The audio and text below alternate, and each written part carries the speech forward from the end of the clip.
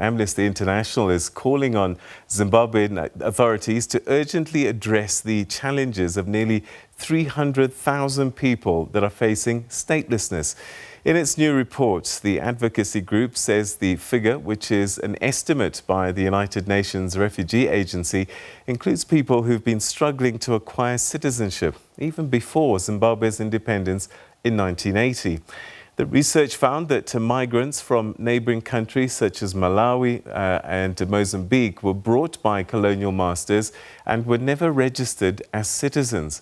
The cycle has carried on for generations. Statelessness robs people of basic rights because without documentation, you can't register for schooling or denied the right to legal work. Well, for more on this story, we're now joined via Skype by LLoyd Kuveya, who's the Amnesty International Researcher. Mr. Kuveya, thanks very much indeed for joining us and welcome to the program. Thank you very much, Peter, for having me on the program.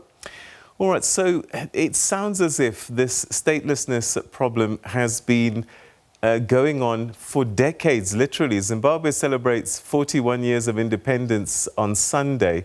Are we saying that this goes back more than 40 years?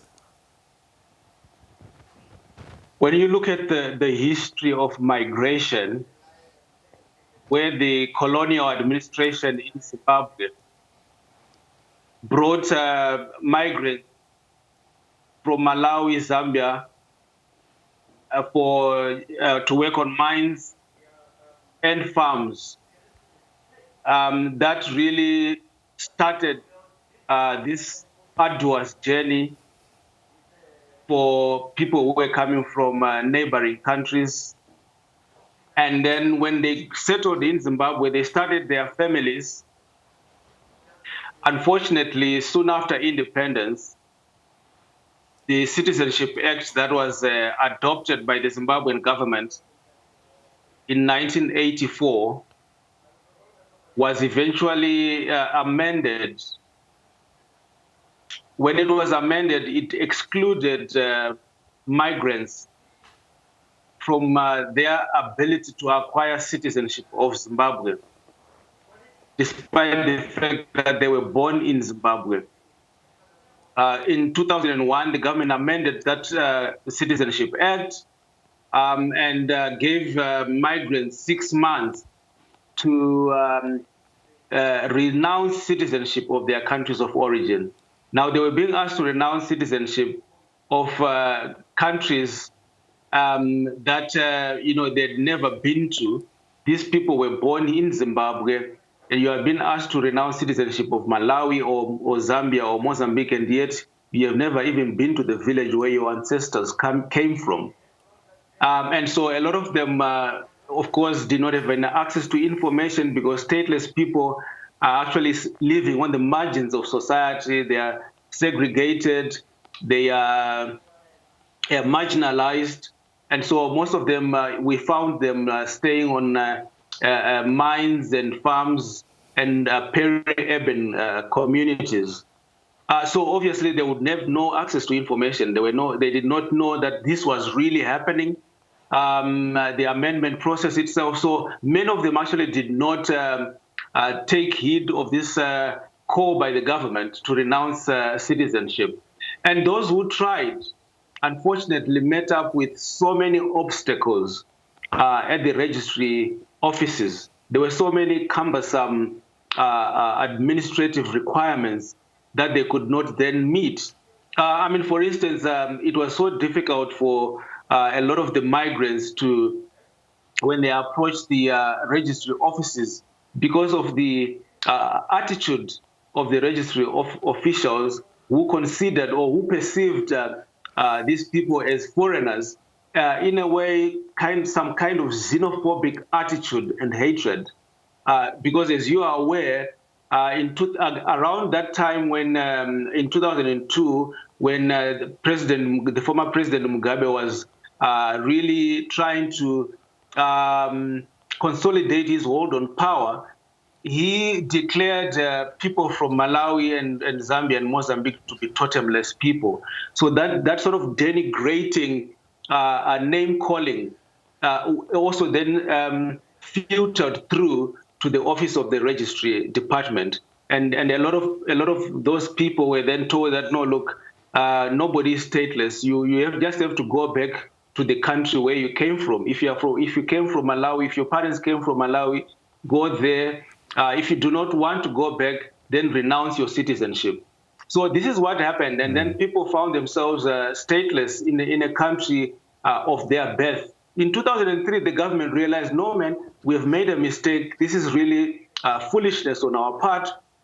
They decided to then say, look, any person born to a parent from a studied country and whose parent is actually resident in Zimbabwe is entitled to renounce citizenship of their country. But we are not going, this time we're not going to give you a cutoff period of 6 months. You can take your time.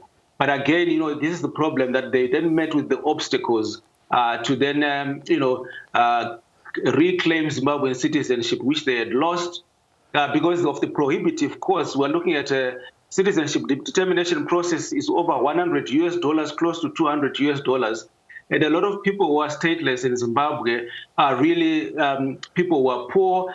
Yeah, and it's so simple, because look at it this way, Peter. These guys, these people from Malawi, Mozambique, and Zambia at the time, and still now, did not have any birth certificates, any IDs. So a lot of them could not sit for public examinations and go far with their education. They could not secure employment, again, because they did not have any IDs. They could not participate in the formal economy. You cannot even open a bank account without any documentation. So really, they were even driven deeper into poverty as the years progressed. And for them to then be able to afford the prohibitive fees for citizenship determination and regularization, it was just difficult. And then a lot of the people ended up just giving up and then continued to live in a situation of statelessness. And up to now, 41 years down the line after independence, this situation persists. And according to the United Nations High Commission for Refugees, in 2016, their estimate was that there were over 300,000 people who were stateless in Zimbabwe. That figure is yet, of course, to be confirmed. But some people are actually saying in civil society, in fact, the Zimbabwe Human Rights Commission, when they did their documentation exercise last year, 2 years ago, in fact, they found out that, in fact, the figure of 300,000 it can actually be more. They think that they could be close to maybe 500,000 or so. Yes. All right. So the challenge, I guess, for many of these stateless people is that even if they went back to Malawi, they still have to convince the Malawian authorities actually they've even got Malawian origins. Oh yes, and this is the thing, Peter, that in fact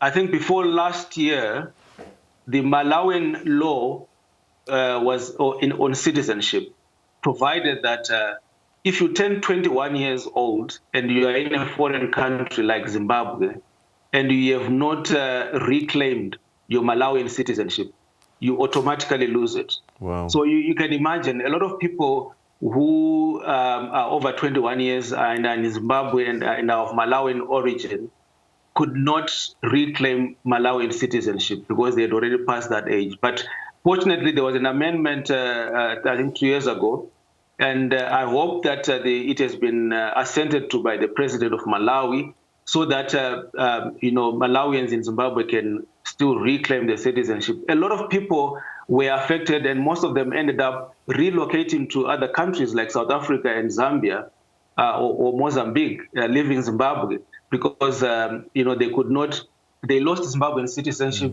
and they could no longer reclaim Malawian citizenship. And a lot of them don't even know Malawi. They've never been to Malawi because all their life they were born here and they consider Zimbabwe to be their home. So really going back to Malawi was a non-starter for them. There was, I think recently, there's been some efforts by the Malawian embassy in Zimbabwe to try and help people of Malawian origin to reclaim the Malawian citizenship and to restore that that citizenship. And of course, the prohibitive cost is still there. So, I mean, they need assistance in terms of, you know, the money that they have to pay to the Malawian embassy. You are looking at not less than $100 for that to happen. Clearly, the Zimbabwean authorities know the extent of the situation. What are they saying in terms of offering some kind of relief? Because they can't just ignore the plight of human beings. Yes, you are right, Peter. And, you know, there are some things which do not need inspiration even from the Holy Spirit to correct. It's a simple process of having the political will to correct the mistakes of the past. And really what just needs to happen is for the government to, first of all, align the Citizenship Act, which was adopted in 1984, to the current constitution, which provides for dual citizenship. So it means that a person of Malawian origin can be both a Malawian and a Zimbabwean, or someone from Mozambique can have Mozambican citizenship as well as Zimbabwean citizenship. That's not an issue according to the current constitution. And in section 43 of the same constitution, it provides that any person who was born in Zimbabwe to a parent of foreign origin, that is from a SADC country, a fellow SADC country, they are entitled to Zimbabwean citizenship. So clearly, that's one step that the government needs to do to address the situation.